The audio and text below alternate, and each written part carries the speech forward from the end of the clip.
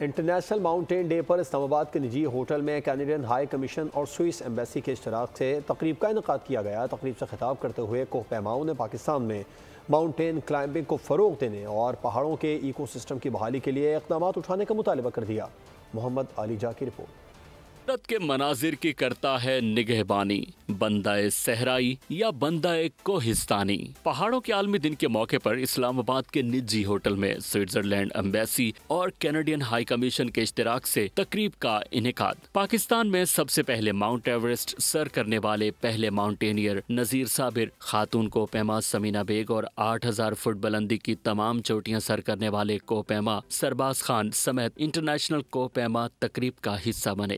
تقریب سے خطاب کرتے ہوئے پینلسٹ نے پہاڑوں کے ایکو سسٹم کی بحالی اور اس نظام کو برقرار رکھنے کے لیے آگاہی فراہم کرنے کی ضرورت پر زور دیا۔ میرا بھی یہی ریکویسٹ ہے کہ حکومت پاکستان اور اتھارٹیز سے کہ اس کو صحیح انداز میں پروموٹ کرے تاکہ زیادہ سے زیادہ لوگ آئیں اور ہمارے زیادہ سے زیادہ ینگسٹر اس میں انگیج، اس شعبے کے ساتھ منسلک ہو۔ تقریب کے شرکاء کا کہنا تھا کہ پاکستان میں دنیا کی سب سے زیادہ بلند چوٹیاں ہیں۔ نوجوان کوہ پیماؤں کو ہر ممکن تعاون فراہم کرنے کے لیے کوشاں ہیں۔ سبسکرائب کریں اور بیل دبائیں تاکہ کوئی خبر رہ نہ جائے۔